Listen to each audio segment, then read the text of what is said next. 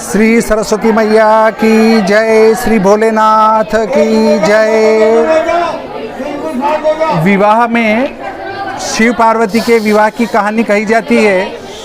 यहाँ पर जो शास्त्रीय कहानी है उसमें और इस कहानी में थोड़ा सा अंतर है, क्योंकि जो हमारे कुछ देशी मंत्र होते हैं जिनका कोई अर्थ नहीं होता परंतु वो काम बहुत बढ़िया करते हैं, ऐसे ही ये कहानी है। आप सुनेंगे और बाद में यदि आपको कोई प्रश्न हो तो निसंकोच पूछे।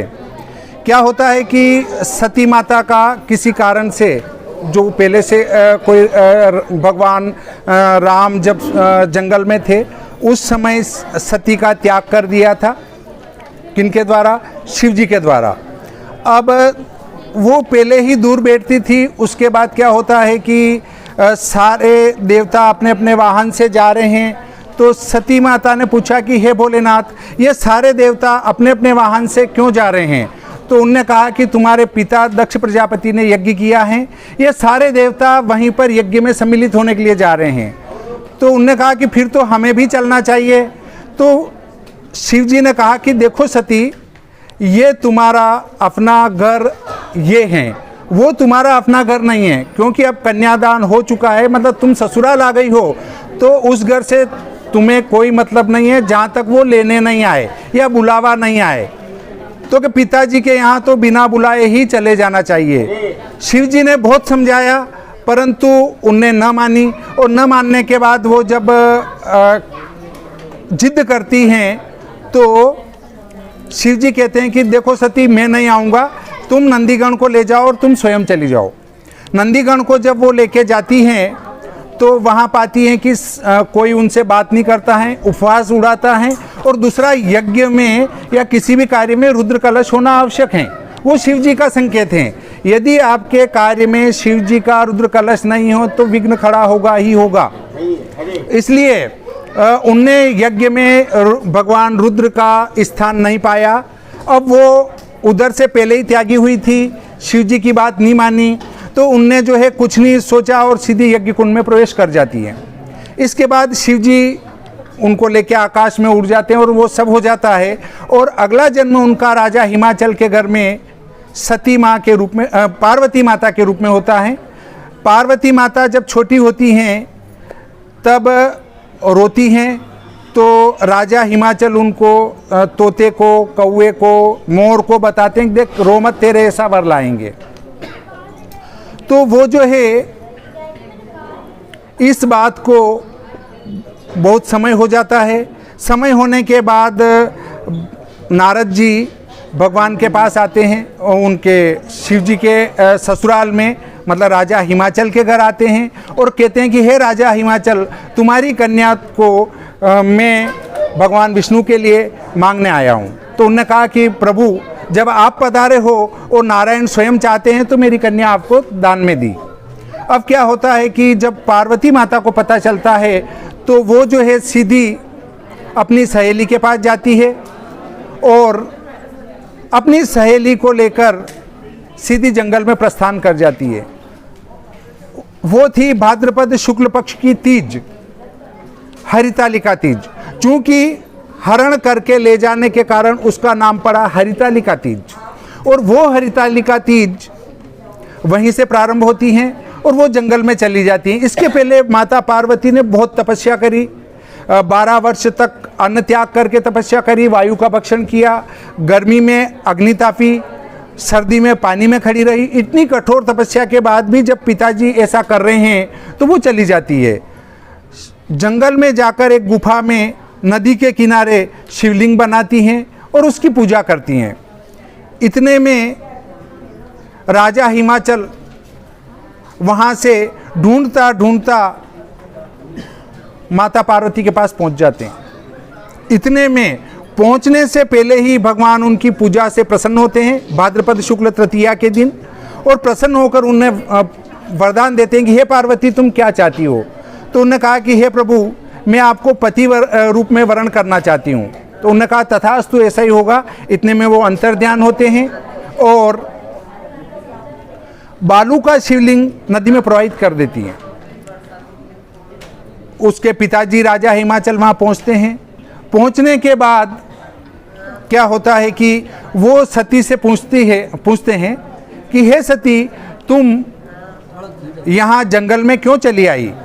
तो सती के पार्वती माता कहती हैं कि हे भोलेनाथ, हे पिता, आप जो उनकी बात में आ गए, किनकी बात में? नारद जी की बात में, और मुझे जो दान करना चाहते हो वो नारायण को दान करना चाहते हो, परंतु मैं शिव जी से विवाह करना चाहती हूँ। तब उनके पिताजी राजा हिमाचल कहते हैं, जो कि एक भोली बुद्धि वाले थे, उनने कहा कि अब जब तुम उनसे ही विवाह करना चाहती हो तो ऐसा ही होगा। ऐसा करके वो पार्वती माता को घर लाते हैं और भोलेनाथ को निमंत्रण भेजते हैं विवाह का। भोलेनाथ अपनी बारात लेके आते हैं, उसमें सारे ही देवता थे, परंतु सभी अपना भयंकर रूप करके आते हैं। भोलेनाथ स्वयं 60 वर्ष की अवस्था धारण करके आते हैं, और जब बच्चे बारात देखने जाते हैं तो वापस दौड़ के घर आते हैं कि अरे पार्वती की बारात में तो सब भूत प्रेत है, और पार्वती का दूल्हा भी वृद्ध हैं।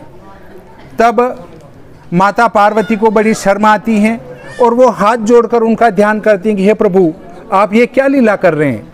आपको तो जरा, व्याधि, बुढ़ापा कुछ भी सता नहीं सकता, फिर अब जब यहाँ विवाह करने आए हो तो क्यों वृद्धावस्था धारण करके आए हो? तो वो उनकी मन्नत प्रार्थना स्वीकार करते हैं और अपने 24 वर्ष की अवस्था धारण करते हैं। अब देखिए, जब विवाह करने आए हैं तो विवाह के अनुरूप वेशभूषा होना चाहिए, विवाह के अनुरूप हमारा आचरण होना चाहिए। ये कहानी ये शिक्षा देती है। दूसरी ये शिक्षा देती है कि अब इनका विवाह हो चुका है तो जहाँ तक इन पिताजी के घर पर कोई भी प्रोग्राम हो, बिना बुलाए कभी भी नहीं जाना चाहिए। पिताजी भी निमंत्रण दे तो उनके घर जाओ, अन्यथा आपका घर ये घर है, इनका घर अपना घर है, वो आपका घर है। इस कहानी से ये 2 शिक्षा मिलती है। अगली बात पर आते हैं तो वर वधू जाते थे पहले कि बारात आ गई है, तो वर वधू में जाते हैं, वो भोजन करने बैठते हैं। तो 4 बारातें आ रही थी राजा हिमाचल के घर, तो उनने भोजन के 4 कमरे बनाकर रखे थे। वो वर वधू सारा भोजन अकेला कर जाता है। तब क्या होता है, यहाँ आपको कुछ लगेगा कि अतिशयोक्ति है, पहले ही मैंने कहा है कि ये कहानी अलग है। तो क्या होता है कि फिर राजा रानी को चिंता होती है, हाथ जोड़कर भोलेनाथ की शरण में जाते हैं। भोलेनाथ धुनी तापते रहते हैं कंडे बिनवा कर, तो एक कंडा उठाकर देते हैं कि ये तुम्हारी भोजनशाला में रखना, वापस भर जाएगी और कोई कमी नहीं आएगी। जब तक सारे भोजन नहीं कर लेंगे तब तक तुम्हें कोई परेशानी नहीं आएगी, कोई कमी भोजन में नहीं आएगी। अब वो कंडा लाके अपनी भोजनशाला में रखते थे, इसलिए आज भी वो प्रथा चली आ रही है कि रोड़ी नोती की नहीं नोती, मतलब वो कंडा लाके हम अपने भोजनशाला में रखेंगे तो अपने घर में भोजन की कमी नहीं आएगी, किसी भी वस्तु की कोई कमी नहीं आएगी। इसके बाद सारे काम हो जाने के बाद भी वो अब जब विवाह के लिए आते हैं तो सारे पक्षी उड़ उड़ कर पेड़ों पर आके बैठ जाते हैं। उनने कहा कि उंगली से बताया हुआ वर होता है, इसलिए पहले वर हम, उसके बाद शिव जी, इसलिए शिव जी को हम पार्वती को नहीं ले जाने दें। तो फिर क्या होता है कि उनने कहा देखो 5 पंच बैठे, तो उनने कहा यदि शिव जी बाईं टांग के नीचे निकले हमारी तो पार्वती को ले जा सकते हैं। तो उनने कहा कि देखो त्रिलोकी का नाथ यदि आपकी बाईं टांग के नीचे निकलेगा तो उसकी कितनी गरिमा समाप्त हो जाएगी, इसलिए ऐसा करो कि ये तो संभव नहीं है। उन्होंने कहा फिर हमारे मुखिए को मारकर उसकी बाईं टांग के नीचे निकलो तो कोई दिक्कत नहीं है। तो फिर समझौता होने के बाद उसको मारा था और उसकी बाईं टांग के नीचे निकले थे, इसलिए जो है आज भी तोरण प्रथा चली आ रही है। परंतु इसमें 2-3 मतभेद हैं। कोई कहते हैं तोरण नाम का राक्षस था, उसको मार कर आए थे। कोई कहते हैं कि एक तोता था, उसको मार कर आए थे। तो कुछ भी हो, ये 3 प्रकार की बातें प्रचलित है। किसी भी प्रकार से वो तोरण करके उसकी बाईं टांग के नीचे निकलकर फेरे में आते हैं। अब विवाह हो जाता है, सब कार्य हो जाता है, उसके बाद पार्वती माता कहती हैं कि मेरी 7 बातें अगर इनको स्वीकार हो तो मैं इनके वामांग में आऊँ, अन्यथा वामांग में नहीं आऊँ। जहाँ तक कन्या वर के वाम भाग में नहीं आती हैं तब तक वो कुमारी ही कहलाती हैं। अब क्या है कि स्टेज पर बिठाया, मंच पर बिठाया और कोई भी उठा के नहीं बाईं तरफ बिठाओ, वो गलत है। कन्या का जहाँ तक 7 ये फेरे नहीं हो जाते हैं और वो वाम भाग में नहीं बैठ जाती है, वहाँ तक वो उस वर के वाम भाग में बैठने की अधिकारी नहीं है। वैसे मैंने इनको पहले ही कह दिया था कि आप इनको दाहिनी तरफ ही बिठाना जहाँ तक फेरे नहीं हो जाए, तो इनने तो शायद नियम भंग नहीं किया होगा, वो अच्छी बात है। अब वो जो 7 बातें हैं मैं आपको सुना देता हूँ, वो गुलाल देना। वचन सुना रहे हैं तो सभी ये 7 वचन हैं जो आपके लिए भी ये उपयोगी होंगे, आप भी सुनेंगे तो आपको भी फायदा होगा।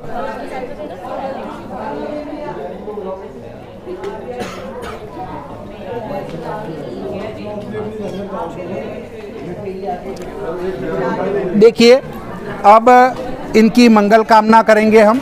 मंगल कामना के लिए मैं बता रहा हूँ आपको, आप शांत रहेंगे। जो भी पीछे भी शांत करो, बोलो मत। देखिए, वचन शुरू। इनका सीधा पैर इस पे रखेंगे, ये 7 हैं और 7 से 7 प्रार्थना की गई है, इनके लिए 7 मंगल कामना की गई है। रखें, आप पैर रखें इन पे,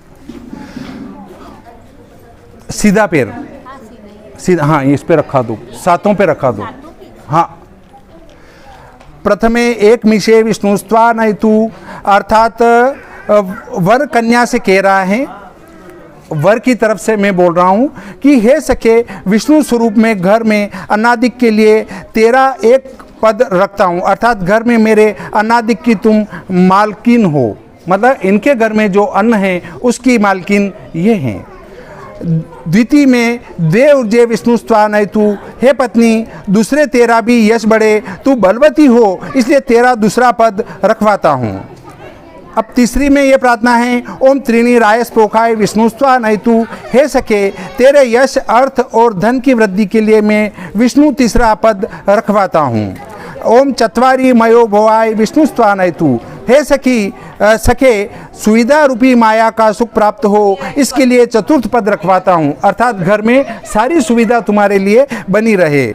ओम पंचमे पंच पशुभ्यो विष्णुस्त्वा नयतु, हे सखे गोधन की वृद्धि हेतु मैं 5वें पद को रखवाता हूँ।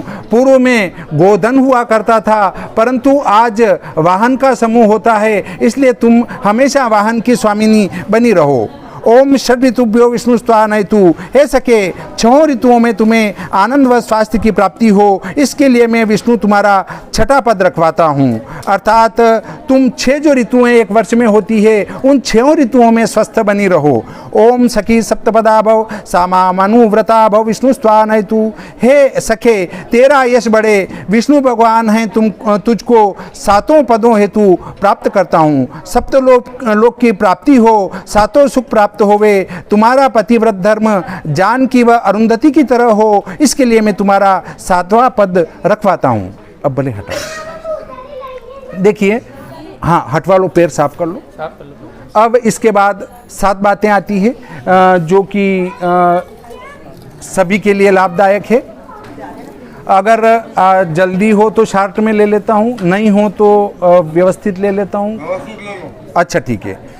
मंडपम मधुपर्क च लाजा होम परिक्रमा, यावत कन्या न वामांगे तावत कन्या कुमारिका, अर्थात मंडप, मधुपर्क, लाजा होम तथा फेरे हो गए परंतु फिर भी जब तक कन्या वर के वामांग में नहीं बैठती, उसके गोत्र का ग्रहण नहीं करती, तब तक कुमारी ही कहलाती हैं।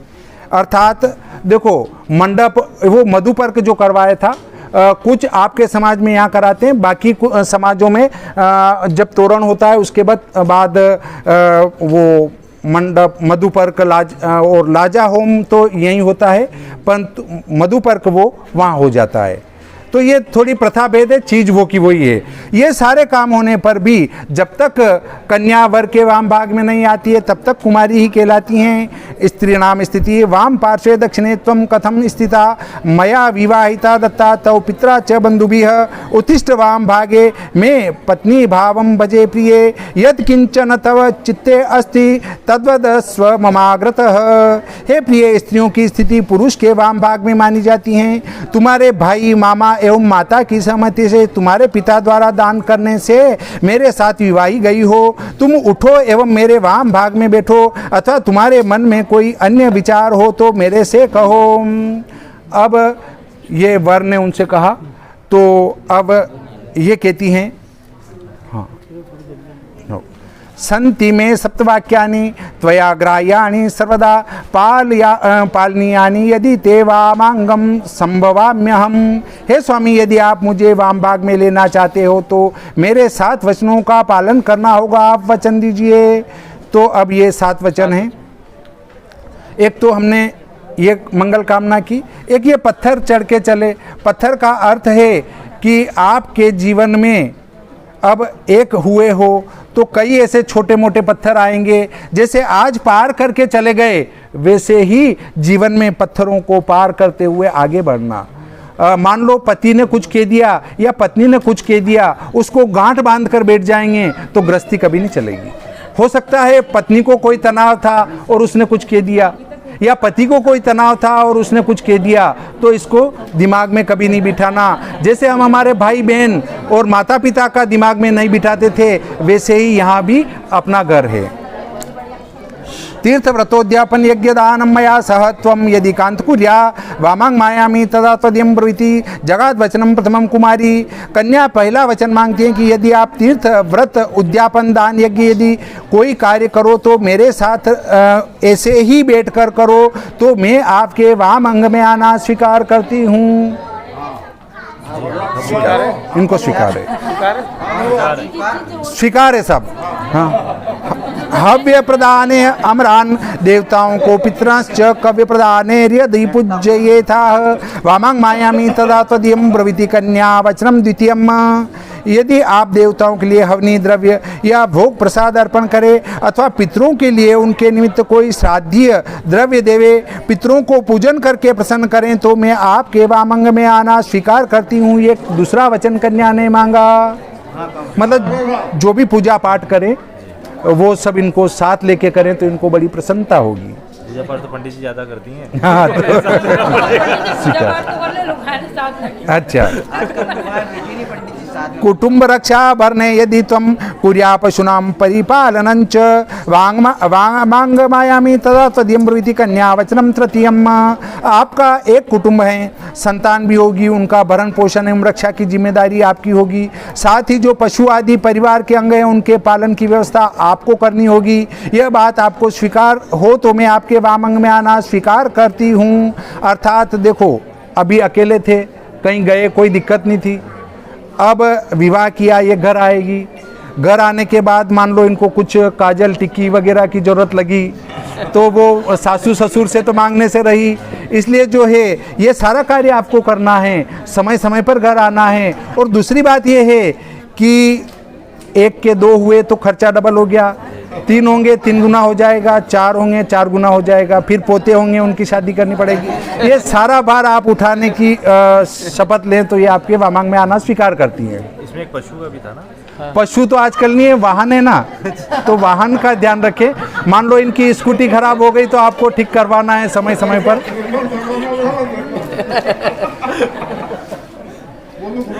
मतलब वो जो है अगर स्कूटी लाए और खराब हो गई तो उसका ध्यान रखना है, ठीक करवाना है। आय व्ययो धान्य धन्नादिका नाम पृष्ठवा ही माम स्वीय ग्रहे विदद्याह वामांग मायामी तदा तदीयम ब्रवीति कन्या वचनम चतुर्थम। आय व्यय धन समृद्धि के विषय में आप मुझे जानकारी देवे, मेरी सलाह से खर्चादि करे, ताकि उसी परिस्थिति अनुरूप गृहस्थ का संचालन अतिथि सेवा कर सकूं, ताकि आपकी प्रतिष्ठा यथावत बनी रहे। किसी मित्र बंधु रिश्तेदार को दिया लिया हो तो उसका भी मुझे ज्ञान रहे तो अच्छा है। यह बात आपको स्वीकार हो तो मैं आपके वामांग में आना स्वीकार करती हूँ। ये चौथा वचन कन्या ने मांगा। मतलब आय व्यय का लेखा जोखा इनको भी बताना है मतलब आपको। हिसाब किताब लिखवाना है पूरा। स्वीकार है। कितने पड़े हैं, कहाँ कितने जमा है, सारे बताए। देवालय आराम तड़ाग कूप वापी विदद्या परमार्थ सिद्धि वामांग मायामी तदा तृतीयम ब्रवीति कन्या वचनम पंचमम। आप देवालय, बगीचा, तालाब, बावड़ी कुछ भी बनवाएं या कोई भी परोपकार सिद्धि के लिए कार्य करें तो मैं आपके वामांग में आऊं। यह कन्या ने पांचवा वचन वर से मांगा। मतलब परोपकार के कार्य आप करें, कुआ, तालाब, बावड़ी जो भी आप बनवाना चाहें या कोई भी धार्मिक कार्य करें तो ये आपके वामांग में आना स्वीकार करती हैं।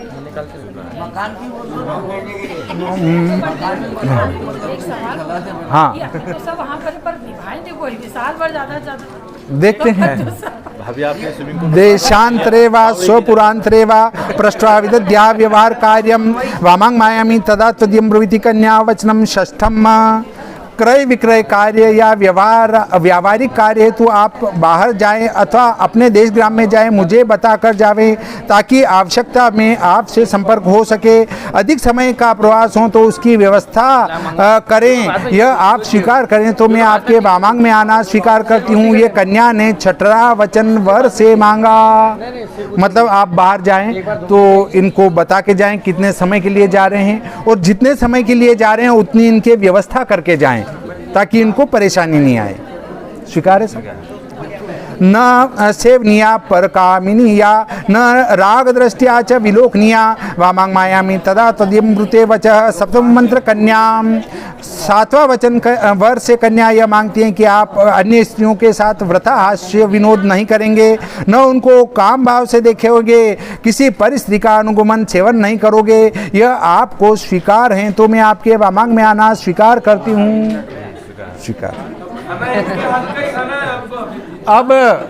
हाथ में खाना है। अब ये कहना है कि कन्या के वचन तो वर को सातों स्वीकार हैं, परंतु वर का ये कहना है कि आपको भी मेरा वचन स्वीकार हो तो मैं आपको भी वामांग में लूँ, अन्यथा मैं भी आपको वामांग में नहीं लूँ। उद्याने मध्यपस्थाने परगेहे गमनम तथा पर पुंसारतिर्गीतम हास्यम वर्जम त्वया सदा। उद्याने सोमपाने च पितृगृहे गमे अपि च मदाज्ञा लंघित्वा तु न गच्छेत् यदि सुंदरी। सदैव सेवा कुरु मे गुरूणां मदीय चित्तानुगता च भूयाः। पतिव्रता धर्मपरायणा त्वं गृहस्थ कार्यं सकलं कुरुष्व। मदीय चित्तानुगतं च चित्तं सदा मदाज्ञा परिपालनं च। पतिव्रता धर्मपरायणा त्वं कुर्या सदा सर्वमिमं प्रयत्नं। सच्चिला मृदुभाषिणी स्वसूर्योर्भक्ता मदाज्ञाकरी धर्म्या भक्ति परायणा भवसि चेदा गम्यतां स्वागतम। अब देखो इनके लिए बात है, मेघा के लिए एकांत में उद्यान में सोमपान की जगह नहीं जाओगी, दूसरों के यहाँ वृथा भ्रमण व वार्तालाप नहीं करोगी। देखिए बगीचे में अकेली जाती हैं, जहाँ शराब पिया जाता है वहाँ जाती हैं तो ये बात गलत होगी। अच्छा, दूसरी बात ये है कि किसी से वृथा बात नहीं करना है, अर्थात एक पुरुष और एक महिला वहाँ एक तरफ खड़ी होकर यदि मुस्कुरा रहे हैं, चाहे वो भाई बहन हैं, तो चार जने देखने वाले सब अलग अलग बात करेंगे। मैं कहूँगा हो सकता है भाई बहन हो, ये कहेंगे हो सकता है गर्लफ्रेंड और वो हो, ये वो कहेगी कि हो सकता है पति पत्नी हो, अगले कुछ अलग अर्थ लगाएंगे। इसलिए एकांत में जाकर किसी के साथ मुस्कुराना, बात करना गलत है। बात करना है तो आप सबके सामने करो तो अच्छा रहेगा।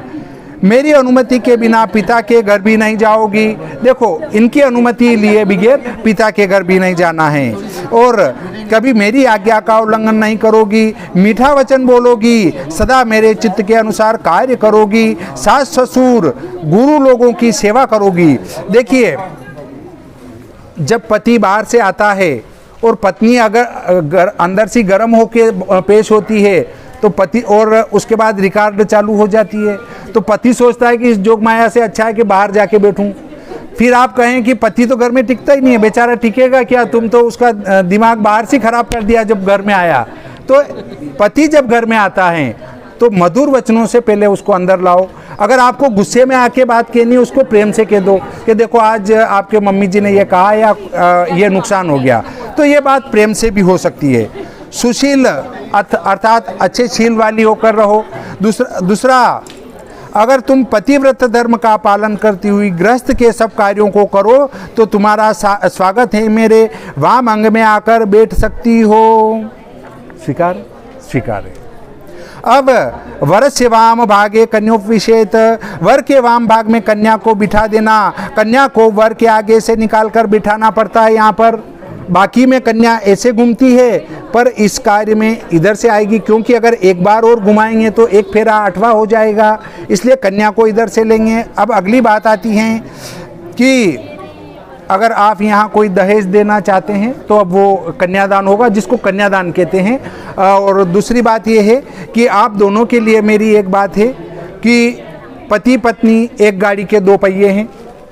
अगर एक पहिया तेज चलेगा और एक धीरे चलेगा तो गाड़ी नहीं चल पाएगी।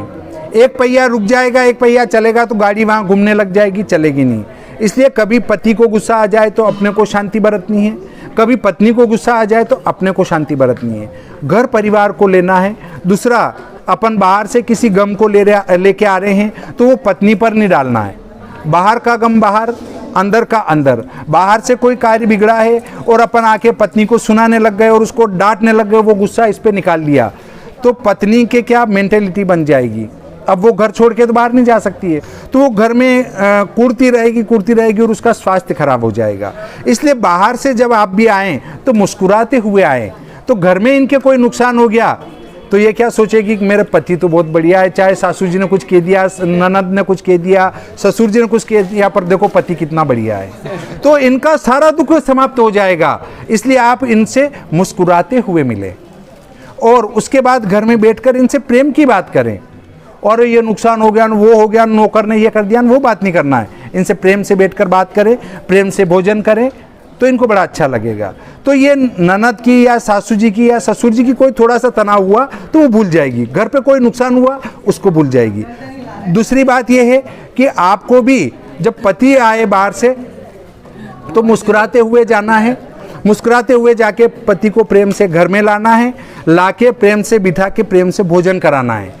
भोजन करने बैठे पति तो कुछ भी बात ना कहें, प्रेम की बात करें, आप भोजन कीजिए और लाऊं क्या, तो वो प्रेम से भोजन करेगा। यदि आपने वहाँ रिकॉर्डिंग चालू कर दी तो पति भोजन आधा किया और उठ जाएगा, तो पति के स्वास्थ्य में गिरावट आएगी।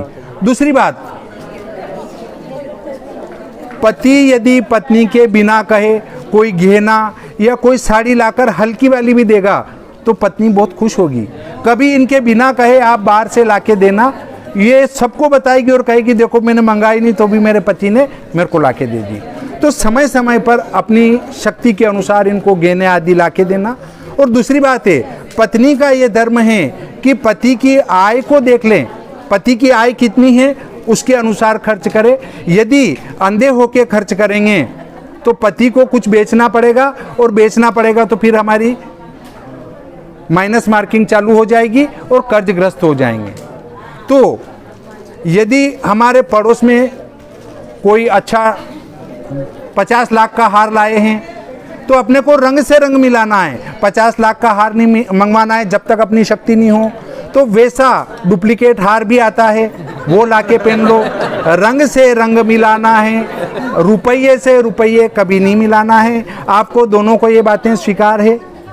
तो आज का ये प्रकरण यहीं संपूर्ण होता है और हम दोनों ईश्वर से ये प्रार्थना करते हैं और सभी की तरफ से हम ये प्रार्थना करते हैं कि ये दोनों वर वधू प्रेम से रहते हुए दीर्घायु हों, इनकी आयु लंबी हो। जैसे भोलेनाथ और पार्वती माता का जो जोड़ा अमर हैं, वैसे ये भी हमेशा सुहागिन बनी रहें और ये जोड़ा अमर बना रहे। इसी के साथ ये आज की कहानी संपूर्ण होती है। श्री भोलेनाथ की जय, पार्वती मैया की जय, की जय।